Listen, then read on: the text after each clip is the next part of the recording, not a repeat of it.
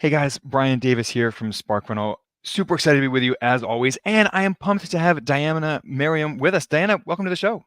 Well, thanks so much for having me. Absolutely. So, if you guys are not familiar with Diana, she retired from her corporate career at the tender age of 33. She now helps others along the path of financial freedom. She's the founder of the EconoMe Conference, me spelled like you yourself. And she is also the host of the Optimal Finance Daily podcast, which has over 1 million downloads per month, which is awesome. We need to pick your brain about how you achieved that. And on that note, let's dive in because you had an interesting story where when you discovered the financial independence community, the FIRE community, you had $30,000 of debt. You were not familiar with this community at all, and within 11 months, you knocked all of that out. You went on a 2-month sabbatical to walk 500 miles across northern Spain on the Camino de Santiago. So I want to hear about all of that. So let's rewind the clock to where you were when you first discovered the financial independence community, the FIRE community, and what kind of shifted the way that you approach money. Sure. So I would say I spent most of my 20s completely financially illiterate. Um, because as you know, no one learns this in school, right? Some of us Absolutely. are lucky where our parents can teach us about money, but really the only thing I knew about money in my 20s is to make more of it. And so I was super focused on growing my career. And I remember I had a professor in college who said, if you can hit six figures by 30, then you're like good. And so I just always had that in my head. I got to get six figures by 30. And then I did that. But I find myself at 28 and I start really looking at my money situation because I wanted to take this trip. I wanted to go do the Camino, and I assumed that I would have to quit my job. I never had any examples of anyone taking a sabbatical, so I didn't know that that was an option for me. So I thought, well, I got to figure out my money so that I could quit my job and then just kind of like figure out what I'm going to do when I get back from the Camino. And so I started looking at my money, and I was 28 years old, and I knew I had some debt because I was paying the minimums on my credit cards and I had some student loans, but like I didn't really ever look at it collectively. So I ran a credit report on myself and I added it all up, and I was 30 grand in debt. And I was like, how did this happen without me even noticing? Right. And It's a I terrible was feeling. making, I got to that six-figure goal that I had. And so I started scratching my head like, okay, if making more money isn't how you could be good at money, then how do you do this? And so I started Googling, and actually, I think it was a friend of mine who sent me an article from Mr. Money Mustache. Before that, I had been reading about personal finance on my own, like whatever I could find. But there was this tone of struggle to it. It was very Dave Ramsey-ish, right? Like you're going to have to Yeah. eat rice and beans and be miserable for the rest of your life in order to get out of debt. And like that just didn't appeal to me. Mind you, at this time, I was spending $2,000 to $3,000 a month going out partying. Right. I was having my 20s in New York City. It just what like I wanted to clean up my money, but I wasn't really willing to like make myself miserable in order to do that. And so when I came across Mr. Money Mustache, it was just this, like, I like to describe it as a refreshing punch in the face. It completely changed my mindset around money because he made me realize that I was wasting an incredible opportunity with my money. That instead of like wasting money and having nothing to show for it and just like digging myself deeper into debt by not paying attention, money is actually a really powerful resource. And there's a phrase that I like to say today: the less materialistic I am, the more idealistic I get to be. Like people think it's nuts that I retired at 33, but it's because I was saving and investing 60% of my income after I had this kind of big change of heart at 28 years old.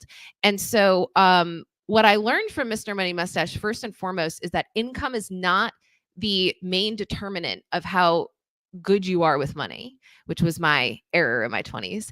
It is the gap between your income and your expenses. Wealth is built in the gap.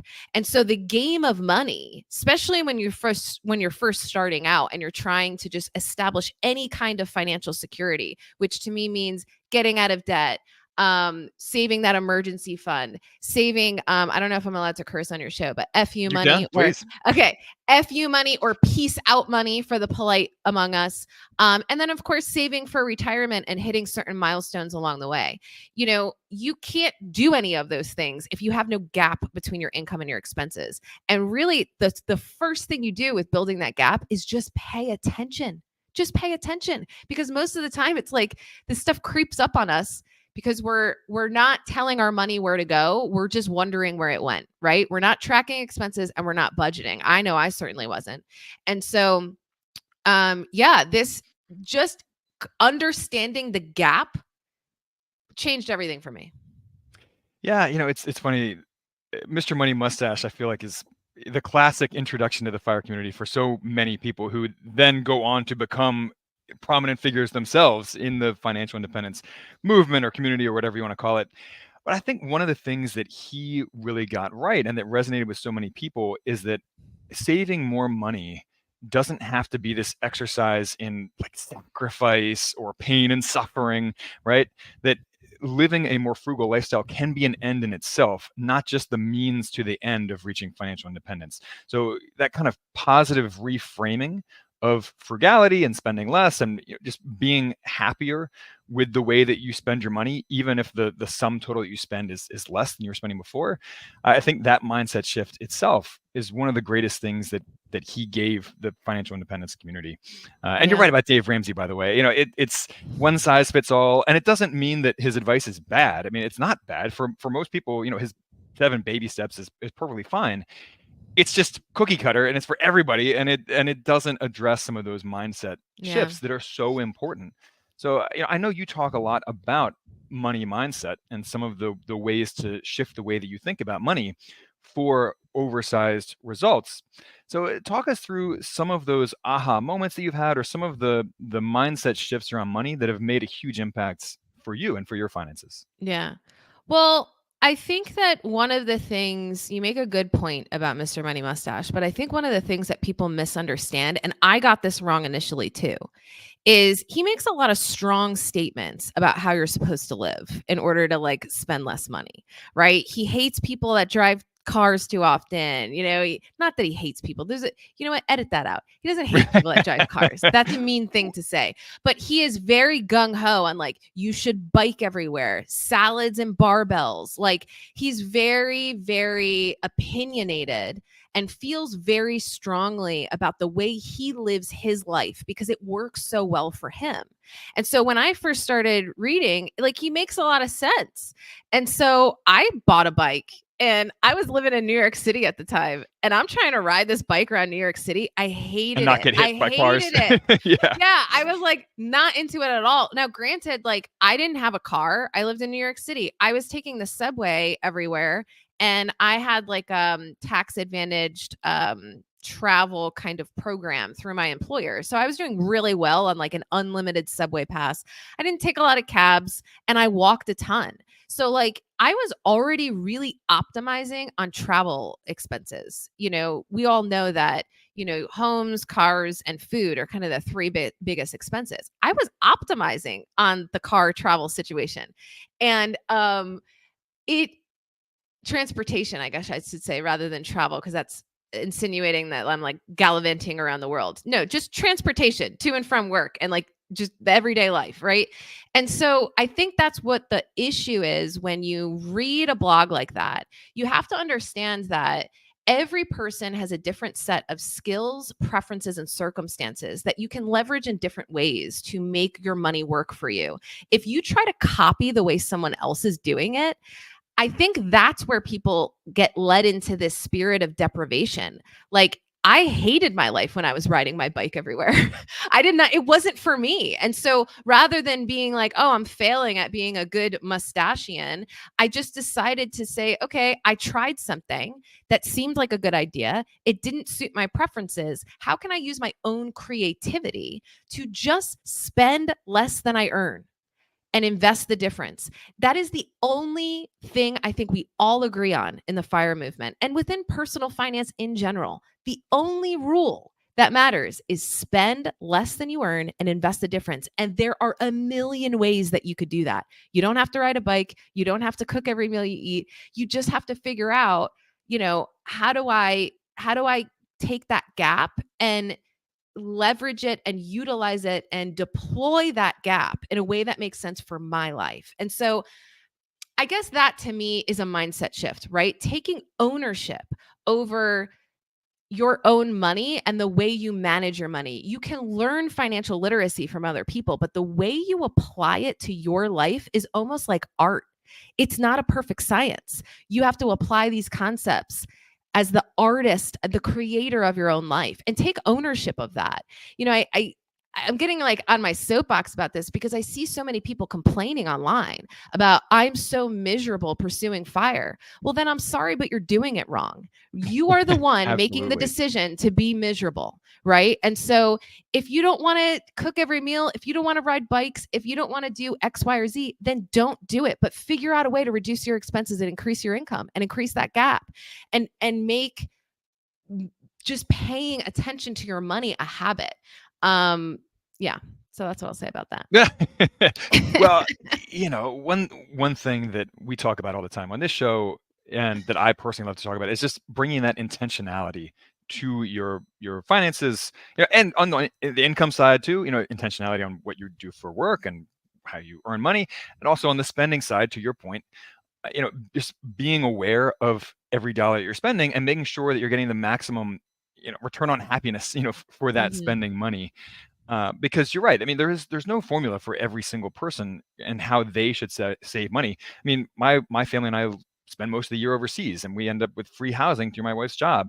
That's not a solution for the average person, right? The average person doesn't want to, live in South America. We enjoy it, but yeah, I mean, you want to bring that thoughtfulness to it and that intentionality about what is the ideal spending pattern for you to save less money for you without being miserable about it. Because yeah, biking is not for everybody. I like it, but it's not for everybody, right? And even Mr. Money Mustache, I mean, if you hear some of the interviews with him where he takes off his, MMM hat, that divisiveness in his style of speaking and writing is totally intentional, right? I mean, he's actually like this mild mannered guy who's just a nice guy, but it's part of his marketing strategy is to be divisive and to make these really aggressive comments, that either attract the right kind of people or repel some of the people who aren't a good fit for his audience anyway. But either way, it spurs thought, right? And that's to your point, just spurring thought, bringing thoughtfulness to it. So anyway, I'd love to hear about any other mindset shifts that have been really meaningful to you before we get into some of the more nitty gritty, hands-on, practical kind of personal finance tips that have been effective for you. Well, I'll say that after I retired, especially, and even before that, I think that there are phases that you go through when it comes to your relationship with money. And so when I first started, I had 30 grand of debt. I needed to be a little bit aggressive in like cleaning up my act, right? And so I went through this period of time, 11 months essentially, of being super strict. I was like tracking every single dollar I spent. I was budgeting down to the penny. Every 2 weeks when I got paid, I would go in and I'd put money towards debt. I didn't automate anything. I wanted to like make sure that I was really paying attention. And that served me very well for that specific period of time when I was in that specific situation of being in debt. But then I moved into a period of saving and investing 60% of my income. All of a sudden, my gap between my income and expenses got enormous. And so the idea of tracking every dollar down to the penny and budgeting so strictly and just like, I kind of drove myself I was a little neurotic about the way I was managing my money after my situation no longer warranted it. And so I think that the goal of money ultimately is to get yourself to a financial position where you just don't think about it anymore. Like I get it that I talk about money every day, but I don't actually I'm tracking expenses, but I'm tracking it so I get a total number at the end of the year of how much I spent. I'm not putting it into categories. I'm not budgeting. I have such a large I'm past that phase in my financial journey where I have to be so diligent. I'm in the relaxation phase, right? And I think that you have to kind of graduate past the questions of how do I increase my expenses and increase my income and reduce my expenses and invest the gap. Those are your initial questions when it comes to money. But over time, when you solve those questions and you increase that gap to a pretty comfortable amount, now you can start asking some more interesting questions, I think, which is, what do I want to do with my time?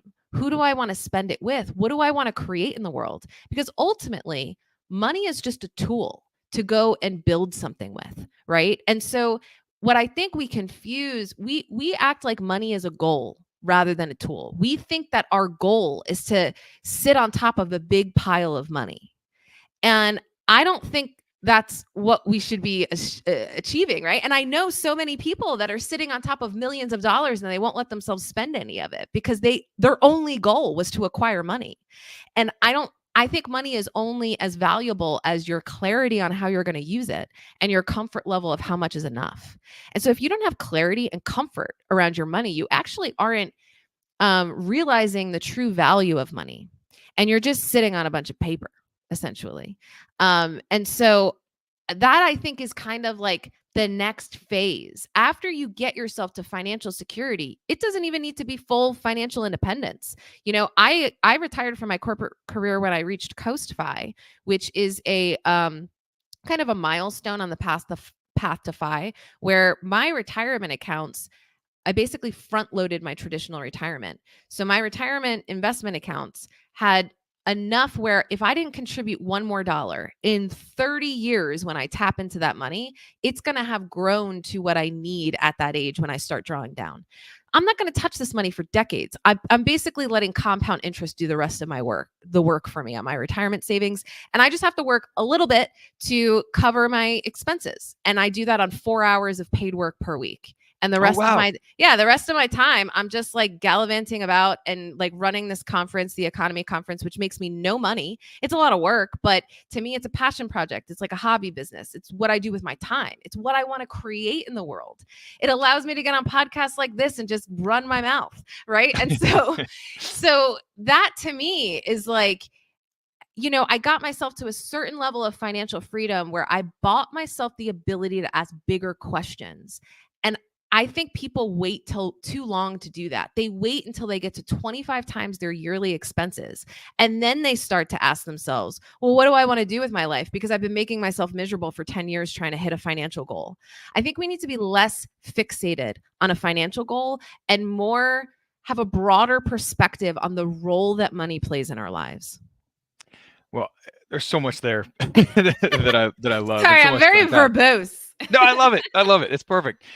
Yeah, so I like sort of the framework that you're introducing, that in that there are almost like levels of or chapters in your progress towards financial independence, and that initial chapter is maybe a sprint, right, in trying to get control over your spending, tracking every dollar, figuring out, where's the leakage, right, in your budget.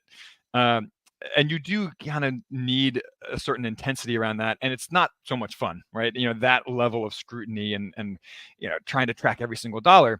But you quickly get to a point where you can get away from some of that. You can start automating your budget, automating your savings, automating your investments, and it is you reach that next milestone and that next chapter in the pursuit of FI, which is a lot more fun, and you start opening up these questions of lifestyle design and intentionality. I feel like a lot of people hate that term, lifestyle design. They think it's pompous and pretentious, but I actually do like it as a way of referring to just being completely intentional about designing your ideal life, from what you do for work to how you spend your time and your free time, and your marital situation, and where you live geographically, and how many hours you work, and do you can you work remotely from anywhere in the world? All of that stuff, those all fall under that category of lifestyle design. So anyway, I will say this, Brian, if I had to do it all over again, I wouldn't save 60% of my income. I would save 30% of my income, and I'd spend the other 30% investing and figuring out who I am and what I like. You know what I mean? Like it took me a long time to allow myself to spend money on personal development. And, like I just did something last month called the Hoffman process that was the most profound and transformative experience of my life. And I got a Wow. scholarship to go. So it was like, I paid like 2,700 for a week. Full price is like 5,700, something like that. I think they're undercharging. I mean, to spend that little amount of money to completely change your life, take it, like take my money. Right. But I spent like, I would have never allowed myself to do something like that when I was in such a like scarcity mindset. I really do feel that the FIRE movement is rooted in scarcity because the question that's being asked is, how much money do I need to save in order to feel safe? And there is no amount of money that you can save that will make you feel safe. That's an inside job, Yeah. right? And I think we're asking our money to do way more emotional labor than it's capable of doing. And so I feel grateful that I'm at the place where I'm at now, where I have a much more abundance mindset. Back to your question of how your mindset shifted. I think it's like that scarcity mindset does help you reach certain financial goals, but the skills that get you to FI are not the same skills that are going to help you enjoy FI. And so I think we kind of have to shed some of these old ways of scarcity mindset thinking in order to actually like enjoy what we built. We work so hard to reach a financial goal, and then we continue to torture ourselves, for what? It's just money. It really is. And it's funny, like I'm looking at the title of this episode that you have up here, Ditching Your Baggage Around Money. I'll say this because I know like we're coming up on time and I talk too much. But the thing that I love about money and why I'm so interested in it, and not the technical aspects of money management, that stuff to me is so easy. But the reason why it's hard is because of the emotional aspect of money, right? If we can handle the emotional side of things, the technical aspect of managing money is like easy peasy. You can learn it in an afternoon. I mean, Right. truly. Really. But here's the thing. There's so much shame and embarrassment about like, I made mistakes with my money, or I don't make a lot of money, or, we confuse our net worth with our self-worth. There's just so much there emotionally around money. But think of it this way. Money is the only thing in life that you can completely screw up and still be okay. Like you could think about how many times Trump has filed for bankruptcy and that man's doing fine, right? I mean, we can never, I probably shouldn't mention him specifically because there's a lot of opinions about Trump, but Well, like everyone knows who he is at least. everyone knows who he is, right? He's not destitute on the side of the road, right? And so you could go bankrupt and you could rebuild because your sense of security is not in your bank account. It is in your skill set. It is in your experience. It is in, the amazing intellect and creativity that you have to figure things out. And so I think that we just need to relax. We need to let go of this baggage and this shame and this embarrassment about money and recognize that it is the only thing in life that you can completely screw up and be totally fine. You cannot say that about your relationships. You can't say that about your health. In those areas, you can do irreparable damage. With money, question. you cannot. It is an impersonal, dispassionate tool. That's all it is. Yeah, and it is the ultimate renewable resource, right? You can Yeah. always go out and earn more money. You can't go out and add more time onto the end of your life, right? I mean, being healthy helps, but but we all have a finite amount of time left in our lifespan. We don't know how much time, but that's a finite resource. Money is not. It's a renewable resource. And so I love your approach there. And I think you're right. I mean, a lot of the FIRE community is kind of built around that scarcity mindset, which does help you in that initial phase, right? When you're trying to retake control of your money, but then you quickly graduate on to another phase in the pursuit of financial independence, where that mindset becomes more of a hindrance than a help. And as they say in entrepreneurship, what got you here won't get you there, and you need to keep leveling up your game as you go. Fortunately, this is the fun stuff to level up on, right?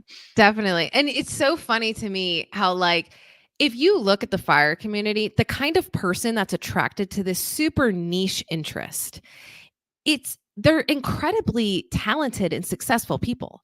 The idea that you're going to retire, let's say we're wrong. Let's say I'm wrong about my numbers for whatever reason. I look back at my corporate career. I made my clients $50 million in my corporate career. Do you really think that if I needed some money, I couldn't figure out how to make more? It's like people think that when they retire early, that they're like signing a blood oath to never make money again. And so they better be right about their financial planning. And it's like, I just think we need to relax because it's kind of laughable when you think about it like that. The fire community is made of the most talented, intelligent, creative people you'll ever meet. You're going to figure it out and you're going to be fine. Yeah, and you know what? I mean, I have interviewed dozens, maybe hundreds of people who have reached financial independence and, quote, retired early. Most of them in real estate because, this is a show mostly about real estate investing, but they all went back to work, right? Because there's only so long you can sit on the beach and sip pina coladas. You get bored after a week or two. So what do you do after you retire young? You go back to work, but you do it on your own terms, doing something that you're passionate about, something you're excited about, like you with your EconoMe and you don't worry about the money part of it. I mean, I don't think retirement is about not working. I think it's about separating your finances from your work. And so I spend a lot of time working on the EconoMe Conference. I don't make any money off of it. And what a luxury that is. People don't feel bad for me that I'm like working for free. What a luxury that is to be able to create what I want to see in the world and not have to worry about being compensated for it. It's like, I mean, that makes me feel like a billionaire. Think about billionaires and they're creating charities and they're doing whatever they want in the world. Do you think they sit there and go, but is this going to make me money? Maybe some of them because they're greedy, right? But do you think that's what's driving their decision? Am I going to be fairly compensated for my time? No, because they're sitting on a huge pile of money. And I love to speak about mindset, to put myself in that position of money does not drive my decisions. I'm driven by something else. Yeah.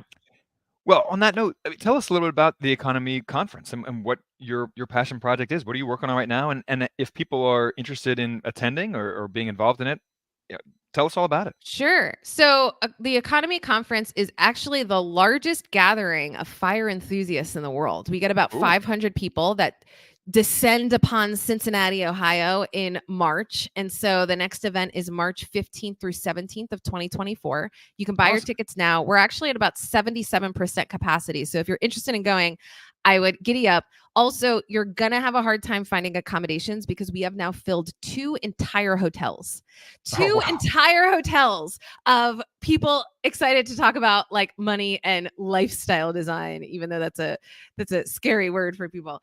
And so, so EconoMe exists to solve 2 problems for people on the path to FI. The first is that it's a lonely endeavor for a lot of us, right? Your family thinks you're weird.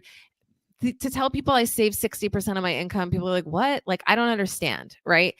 It's a very niche interest. And so to put yourself in the room with other people who get you, it's like there's this easy sense of camaraderie that forms between people headed towards a common goal. And so the tagline of the event is FI is better with friends, because if I'm going to retire early, I need someone to hang out with, right? And so I think about my hiking buddy who I see probably more than anyone else. And she retired at 36, And so you got to have 5 friends. So that's the first issue. And the second thing is, FI is kind of a boring pursuit when you after you optimize all the things, right? So initially when I read the Mr. Money Mustache blog, there was a lot of excitement around reducing my expenses, increasing my income, investing the difference, tracking my numbers. You're reading a lot, everything's new and exciting. But 5, 8 years in, you're in the boring middle. You're working your plan, but you're kind of uninspired. You're reading the same things over and over online. It's not interesting anymore. And so you come to EconoMe to refuel your fire, right? And get yourself engaged in this pursuit in a way that maybe you hadn't been before, because I really challenge myself to bring in content that isn't the same old that you read in the FIRE movement, right? I'm bringing in people from the periphery of the FIRE movement that are maybe going to help you learn something new, right? Because this audience is incredibly well read. So I have quite the task to do that. And yeah, I mean, over 30% of the EconoMe audience is already FI and retired. So they're coming to just like talk about things like lifestyle design, talk about purpose, and what do I want to do with this newfound time and resources that I have. And then about 60% of the audience are kind of in that messy middle. And a lot of them come to get like validation on their numbers, in addition to community. And then about 5% are, I would say, just getting started. I don't market to them because I just curious. Curious. Yeah. I don't market to them because I believe like if you're in debt, do not spend money on coming to EconoMe. There are so many free resources online for you to figure out your debt. Like you come to EconoMe when you're a little bit further along. But again, 5% of the audience is just starting out. I would say that overlaps with the 20% of the audience that's over 50, because if you got a late start, you kind of have to be a little aggressive to ever retire. So, that's kind of the demographics of who comes. But we've got main stage speakers. We've got 2-hour deep dive workshops. We got breakout sessions, and then a ton of social activities. So it's a fully immersive 3-day event in Cincinnati, March 15th through 17th. And you can get your ticket at EconoMeConference.com. And again, that's EconoMe with an E at the end, not a Y. That's right. And we'll put that link in the comments here as well. Diana, any final thoughts that you want to leave the audience with before we call it a wrap? Well, I think I gave them everything I got, Brian. I really left everything on the field. That's a good feeling. I've just been running my mouth here I'm looking at 31 minutes now. So yeah, I think we're good. Well, Diana, thank you so much for joining us today. It was such a fun conversation. And you guys, if you enjoy these conversations, please give us a happy rating, review, whatever, wherever you listen to podcasts. It makes the world of difference to us. And we will catch you next week. In the meantime, bye now.